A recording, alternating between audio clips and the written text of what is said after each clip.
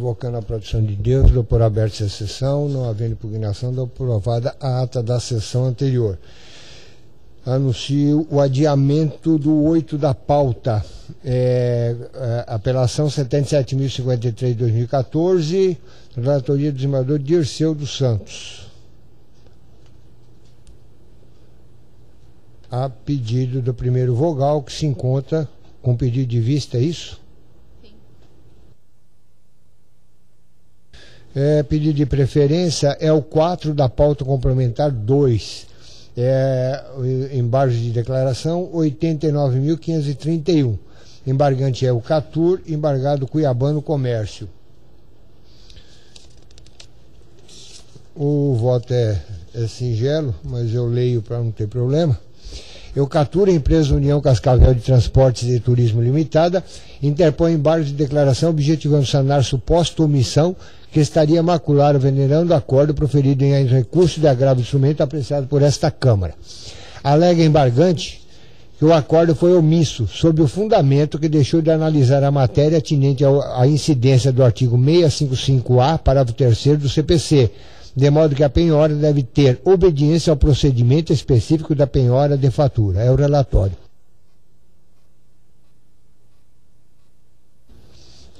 Inicialmente, deve ficar consignado que a matéria realmente não foi apreciada, em face da sua preclusão, como consta expressamente do voto proferido no agravo de instrumento. Confira, aspas, sem razão. Como já mencionado, tais decisões determinaram que as operadoras de cartões Visa, Mastercard e American Express depositem na conta judicial única todos os créditos pagáveis à empresa executada, além de autorizar a realização de penhora online em suas contas bancárias. Desta feita, encontra-se preclusa qualquer discussão relacionada à efetivação das referidas penhoras, mas não o pedido superveniente de redução dos valores em razão do comprometimento da atividade empresarial, objeto deste recurso, que foi apreciado somente na decisão combatida, não havendo, portanto, preclusão. Fecho aspas, folhas 2.943 versos. Por conclusão lógica, restou apreciada somente o objeto específico pretendido no agravo de instrumento pelo agravante, ora embargante, atinente à possibilidade de redução dos valores penhorados, não retornando à análise de qualquer outro tema vinculado à penhora. Portanto, não há omissão no acordo. Por oportuno, para que não dê ensejo a outros recursos desnecessários e ainda, sem que seja notado este como respaldo para a alegada omissão, faça um esclarecimento. O artigo 655-A, parágrafo 3º do CPC, trata especificamente de penhora de percentual do faturamento da empresa, situação distinta da constante destes autos, onde se procede a penhora sobre o valor de cartão de crédito e débito, equivalente a dinheiro. Com efeito, os embargos de declaração têm como norte as hipóteses previstas no artigo 535, ou seja, o seu ajuizamento somente tem contra-razão de ser se a decisão recorrida estiver afetada pela omissão ou obscuridade. Na verdade, como faz expressamente nos razões dos embargos, tem embargante intenção única de atingir a reforma da decisão. Desta forma, pelos argumentos expostos, conheço dos embargos e lhe nego provimento. Desembargador Dirceu. Só um detalhe. A parte até na ostentação do gabinete, havia me informado que parece que havia sido nomeado administrador para esse valor. Não é o caso, não, né? Não foi nomeado administrador nenhum, né? Eu não nomeei. O que a parte está querendo é exatamente que se aplique. Tem que nomear o administrador, tem que prestar conta, é um monte de coisa. Que é quando for sobre o faturamento da... Claro, aí certo? Sim. Que é o artigo 650. Só que nós estamos tratando da penhora sobre cartão. Então, é penhora, é dinheiro, não tem... É online. Eu estou dizendo que não tem a ver, o que ele está dizendo não tem nada a ver com o que está sendo feito no processo. Quer dizer, não vai ser nomeado administrador nenhum? Não estou dizendo que não se aplica o 650. Então é o contrário, que eu fui informado que estava se nomeando, não é penhora de faturamento, aí sim. Só se o juiz está nomeando? Não, né? Ah, certo, mas... Mas então, se lá tivesse pedido, com essa decisão aqui, já está matando a questão, porque eu estou dizendo que não se aplica ao caso. Então, eu estou de acordo. Certo? Eu acompanho. Se porventura o juiz vier lá apreciar e tal, já tem o acordo aqui agora, nos lembrar da declaração, dizendo que, olha, essa matéria é alheia ao que está sendo feito com os cartões de crédito. Certo? O que ele quer é sobre o faturamento, que tem rito específico, tem nomear, tem prestação de conta, tem um sério de coisa. Mas o faturamento da empresa aqui, a penhora é sobre cartão de crédito. Então, por unanimidade, negaram provimento ao recurso.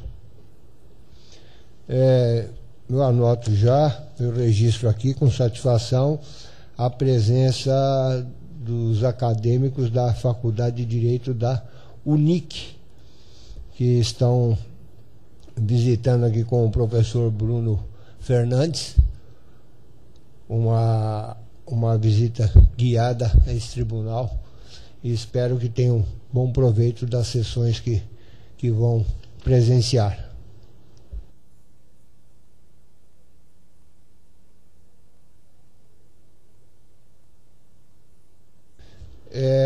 A sessão hoje, explicando aos alunos, ela já está com a pauta reduzida, tem poucos processos na pauta, e ela nesta Câmara ela fica um pouquinho mais célere, um pouquinho mais rápida, porque os relatores disponibilizam os votos para os demais.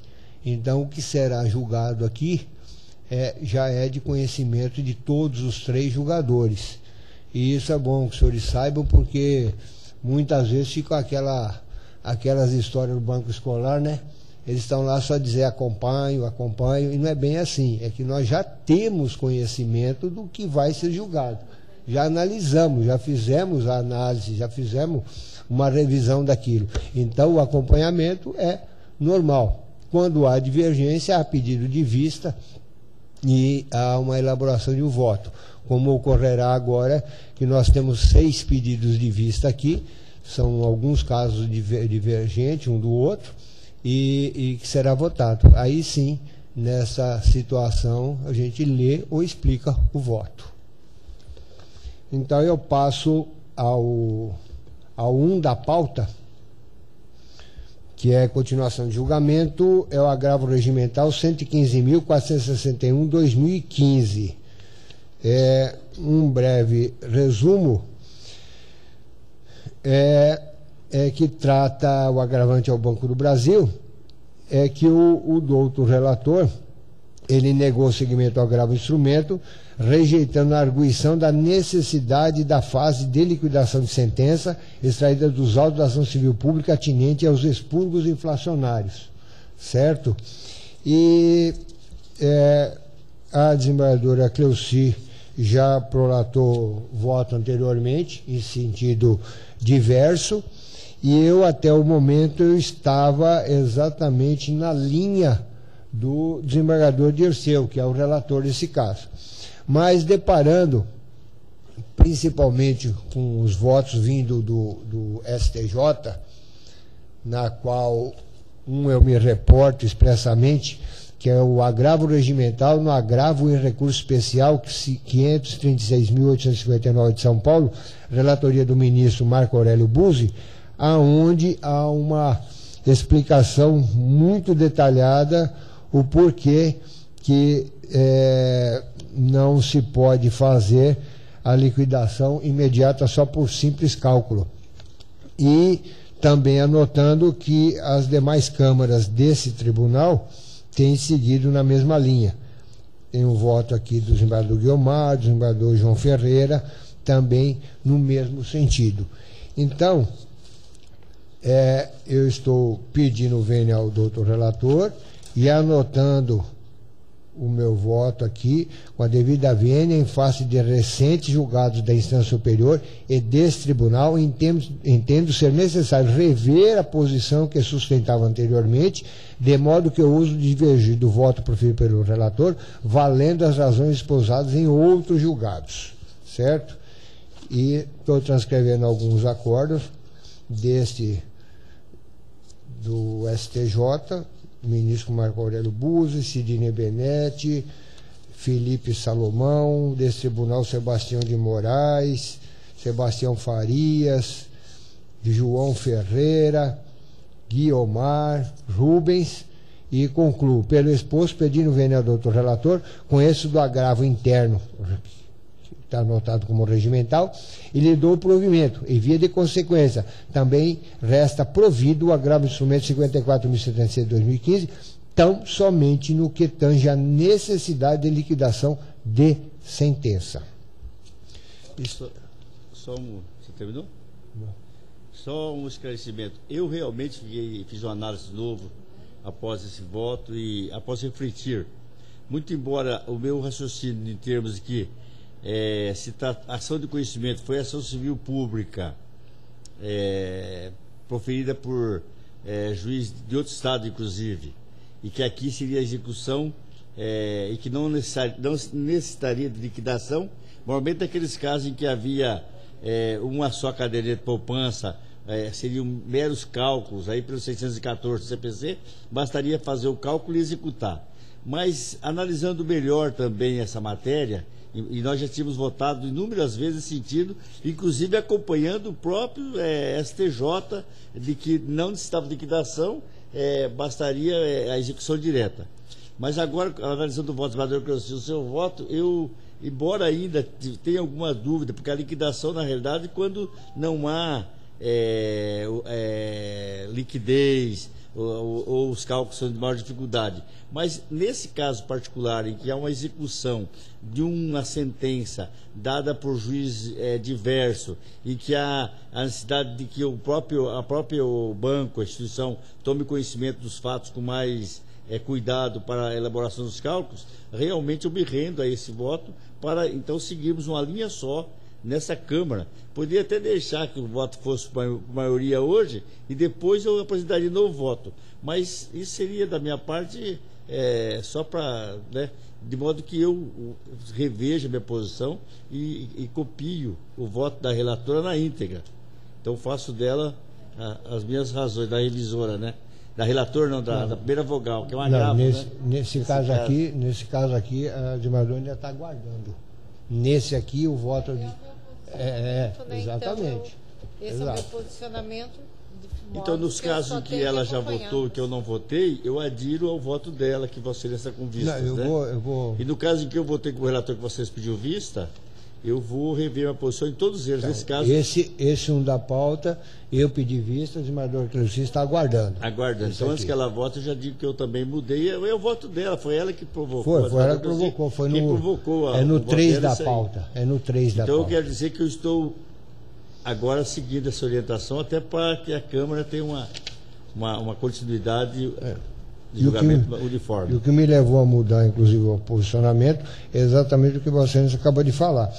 O ministro diz no voto, não há título executivo, não há liquidez. A ação civil pública, ela reconheceu o direito de cada poupador, de cada cliente do banco, aquele percentual do expurgo inflacionário em 1990. A ação civil pública reconheceu que você tem direito. Agora, esse meu direito, eu tenho que exercer ele efetivamente. Exatamente. Então, eu não tenho título, eu não posso liquidar, eu tenho que liquidar, porque eu não tenho título executivo. Qual é o seu título? Eu tinha uma poupança lá, tudo bem, mas... Então, você tem que liquidar esse título, certo? Ele não fala que a forma, pode ser até pelo cálculo do contador, o que for, se tiver outras provas, Então, tendo em vista que o doutor relator aderiu ao voto, então, por unanimidade, deram provimento ao recurso. Esse é um da pauta. Agora, o 2 da pauta é idêntico, é a mesma coisa. Então, eu também estou dando provimento ao agravo regimental, restando provido ao agravo instrumento para a necessidade de liquidação da sentença. Nesse, a desembargadora Cleocir também estava aguardando, Tá? E tendo a manifestação no mesmo sentido do desembargador Dirceu, então, por unanimidade, deram provimento ao recurso. Bom, esse aqui é o 2, né? Que é o agravo regimental 111.116 de 2015.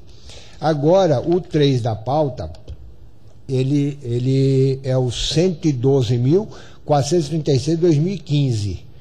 Esse também é o Banco do Brasil. Nesse aqui, a desembargadora Cleuci já votou, certo? Nesse sentido. E eu fui que pedi vista. Então, eu estou acompanhando a douta primeira vogal. Como também o desembargador já se manifestou, então, por unanimidade também, deram provimento ao recurso.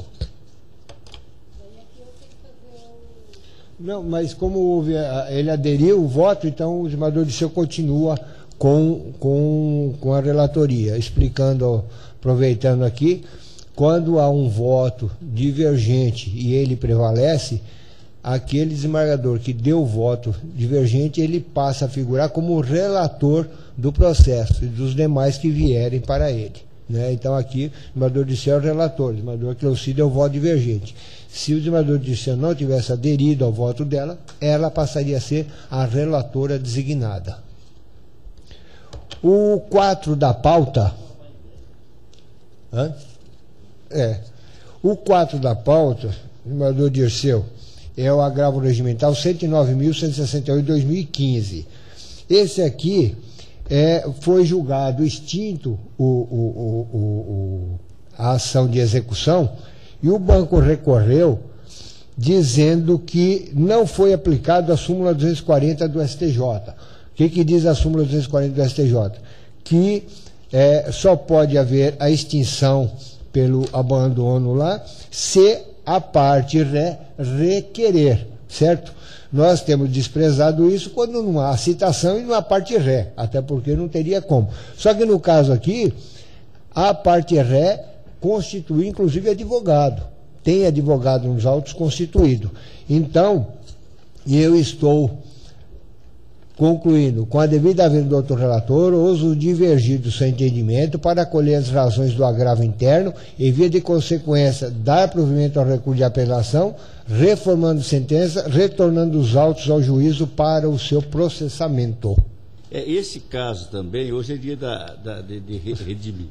Esse caso, eu continuo com o mesmo pensamento com relação à súmula 240, porque o réu, o executado é que tem que alegar eventual sobre a extinção, quando ele é citado. E esse foi o parâmetro. Só que tem um detalhe aí que o exequente alega, eu pensava dessa forma, só que também estou mudando a minha posicionamento a partir de hoje, como marco, que o advogado não precisava ser intimado do despacho para extinção do processo por inércia da parte. Eu entendi que o advogado bastava, se intimasse pessoalmente a parte autora, bastava. E nesse caso, foi intimado só a parte autora, o advogado não foi intimado. Tá? Então, eu continuo raciocinando conforme eu deu. O banco não poderia ter ele arguído não cumprindo a 240, porque a 240 beneficia o executado. Ele poderia arguir, não quero que extinga, ele tem que pedir. Mas, nesse caso, como o advogado não foi intimado, então, por esse segundo argumento, eu adiro ao voto do primeiro vogal, nesse segundo vogal, eu adiro ao voto do segundo vogal para acompanhá-lo nesse caso. Não sob o fundamento de que se aplica às 240. Como ele mesmo disse, não se aplica no caso aqui, porque o banco não pode alegar a própria torpeza. Mas como o advogado não foi intimado, eu entendi que a pessoa jurídica não precisava intimar o advogado. Ela era capaz, hipersuficiente, aliás. Então ela teria condições de se defender e tal, mas não é bem assim. Eu acho que o advogado é que tem a capacidade postulatória, ele tem que sempre ser intimado. Ainda, e se intima a parte, pessoalmente a parte autora, mais como um plus, para que não haja a injustiça de uma extinção de um processo, quando se pode aproveitá-lo se a parte autora teve um advogado que não atuou direito, por qualquer motivo, ela pode ainda, que o advogado seja estimado, socorrer disso. Então, o que a lei quer realmente é um amplo conhecimento, que não se pegue ninguém de surpresa. Por esse motivo, eu estou mudando também hoje o meu raciocínio para dizer que o advogado precisa ser intimado sempre, não necessariamente pessoalmente o advogado. Então eu vou acompanhar o voto do do segundo vogal, nessa parte em que o advogado do banco realmente não foi intimado, por isso eu estou provendo também. Senadora Eu Cleuci. acompanho o voto de você. Então, por unanimidade, deram provimento ao recurso. O 5 da pauta é continuação de julgamento, é o agravo regimental 131.886. Aqui é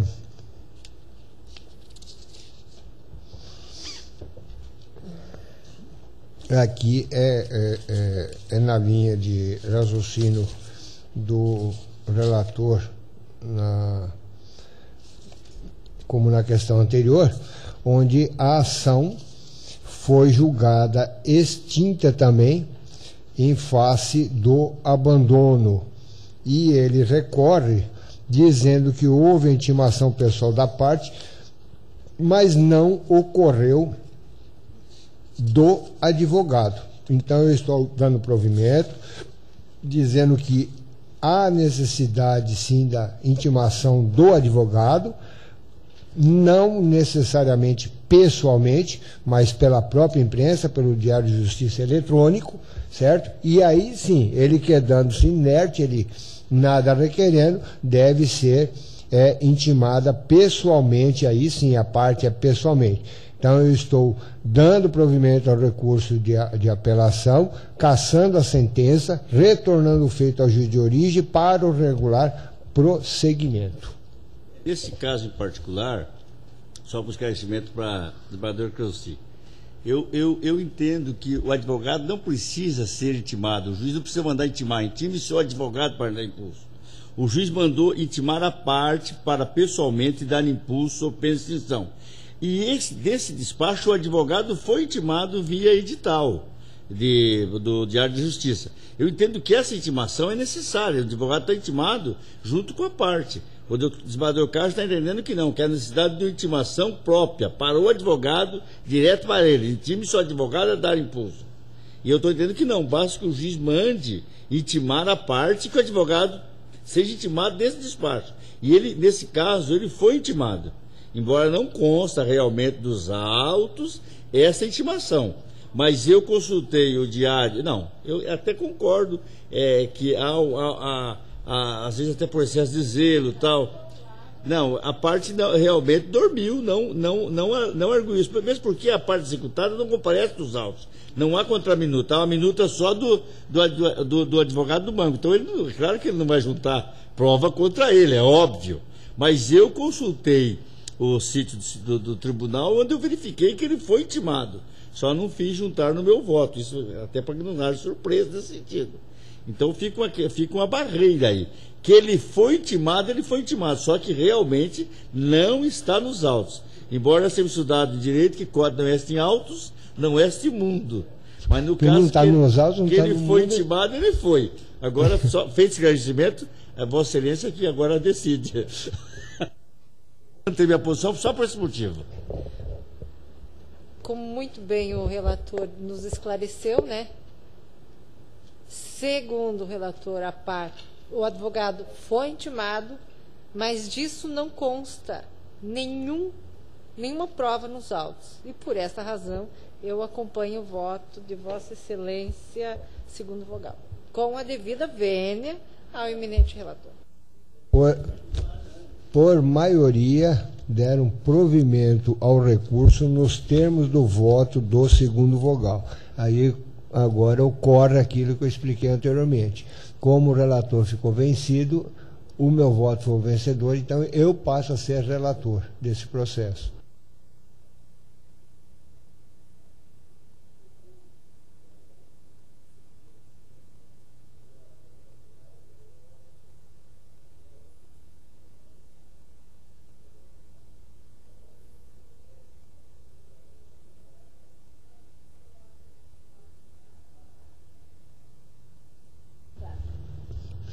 Tá.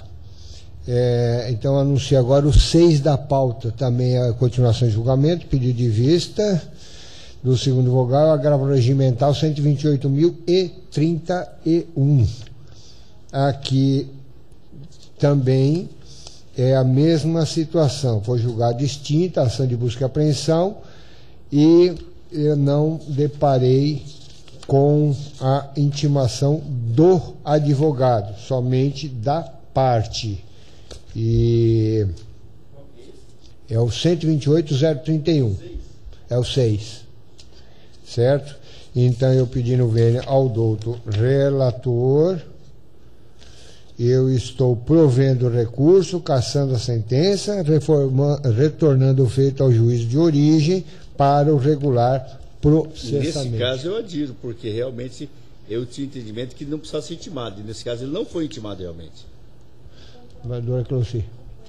Por unanimidade deram provimento ao recurso. Agora é o 7 da pauta.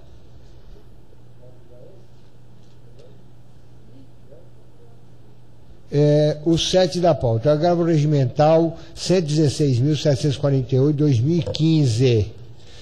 Esse aqui, eu vou tentar explicar, mas eu disse com um breve resumo, que é um agravo de instrumento.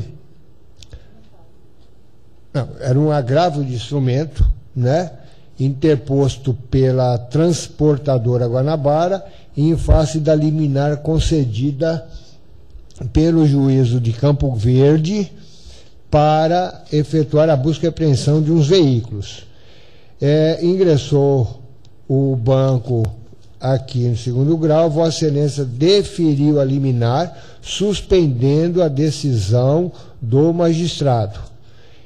Incontinente, as partes vieram no recurso e informaram Vossa Excelência que ocorreu acordo entre as partes e que havia perdido o objeto este recurso. Vossa Excelência imediatamente anotou a perda do objeto, a prejudicialidade e negou o seguimento a esse agravo. A transportadora que era agravada, ela aviou um embargo de declaração aduzindo o seguinte, que Vossa Excelência não teria apreciado todos os argumentos do agravo, né? E Vossa Excelência rejeitou, dizendo, olha, se houve a perda do objeto, evidentemente que não poderia ser apreciado nenhuma matéria do mérito desse recurso. Mas ficou consignado nessa decisão o seguinte: nada há de ser aclarado na decisão objulgada, visto que o documento de folha 202/211 TJMT informa que as partes, além de entabularem um acordo, novaram a dívida. A novação é a criação de obrigação nova para extinguir uma anterior, é a substituição de uma dívida por outra, extinguindo-se a primeira. Dá-se, portanto, a novação quando, por meio de uma estipulação negocial, as partes criam uma nova obrigação destinada a substituir e extinguir a obrigação anterior. O que importa em dizer que a ação de busca e apreensão dos veículos não existe mais. Desta feita, rejeita os embargos de declaração. E, em face dessa decisão, o banco ingressou com o embargo de declaração dizendo que ninguém falou em inovação. Então, que deveria ser feito o devido esclarecimento. Vossa Excelência rejeitou os embargos. Ele ingressou com outro embargo. Vossa Excelência ratificou a decisão anterior. E aí ele ingressou com esse agravo regimental. E eu estou dizendo aqui, o termo de acordo traz expressamente pactuado na cláusula 6ª. 1. O presente acordo não importa em qualquer renúncia às disposições contratuais firmadas entre as partes, nem novação do débito existente. E digo, e o artigo 361 do Código Civil diz, aspas, não havendo ânimo de inovar, expresso ou tácito, mas inequívoco, a segunda obrigação confirma simplesmente a primeira. Fecha aspas. E assim dispuseram, moralmente em face da possibilidade do prosseguimento da ação ante ao não cumprimento do pactuado, posto que pode não ocorrer o pagamento da dívida.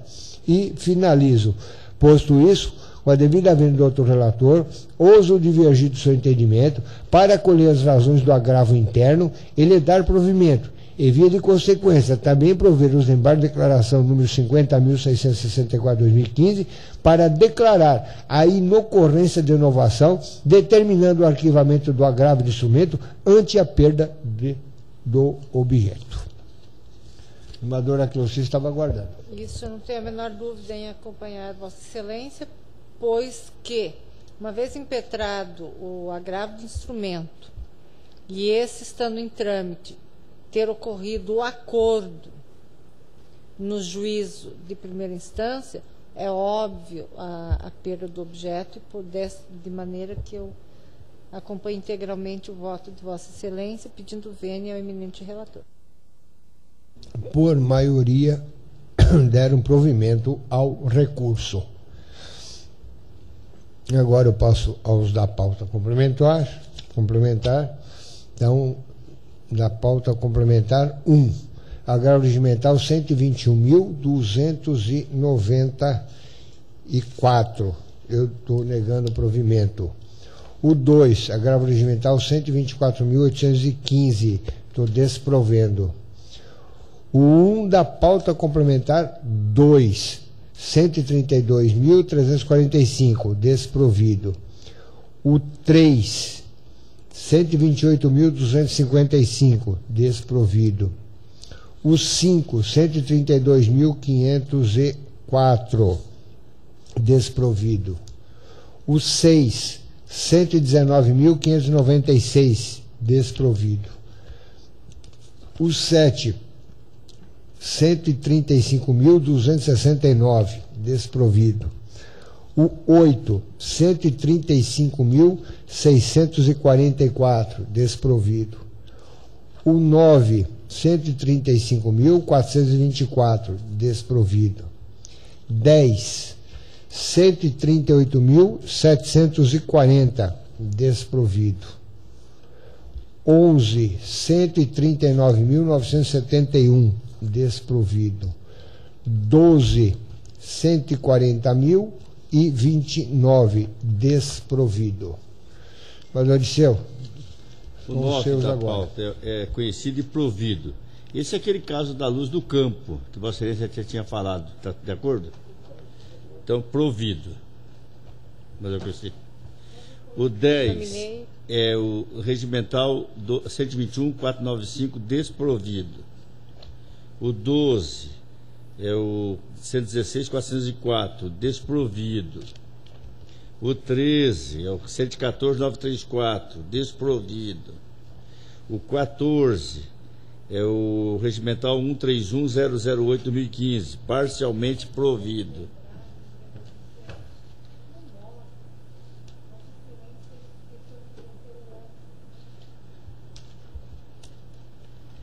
Então eu vou fazer constar do voto o ônus.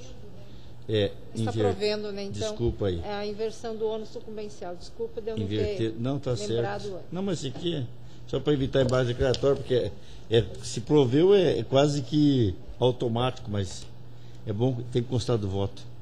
O 17 é o recurso desprovido, 113.838. O 18 é provido, embaixo da declaração 130.380. Divergência entre o voto e o acórdão. 19, 135.566/2015, de embargos desprovidos. O 20, embargos desprovidos. O 21, 135.283, desprovido também. Pauta complementar. 3 da pauta complementar, desprovido, embaixo da declaração 135.735. O 4 também desprovido, embaixo da declaração 135.394. Pauta complementar 2.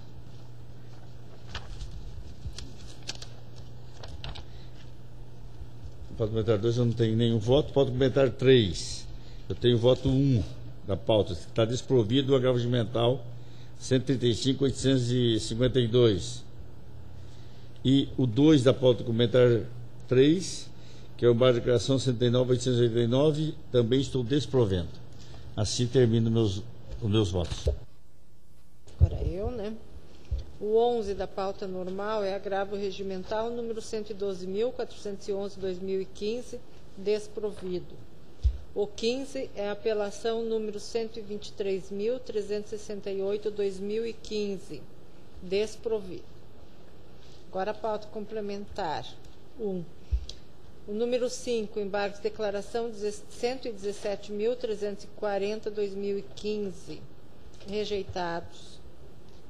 O 2, da pauta complementar 2. Agravo regimental número 140.059/2015, desprovido. E assim eu encerro a minha participação. Bom, agradecendo a presença de todos. Tá. Fica anunciado o adiamento do 16 da pauta, é um embargo de declaração 109.415 de 2015, onde é da relatoria do desembargador Zucchim, e em face da ausência justificada dele, fica adiado. Agradecendo a presença de todos e dos alunos aqui presentes também, dou por encerrada a sessão.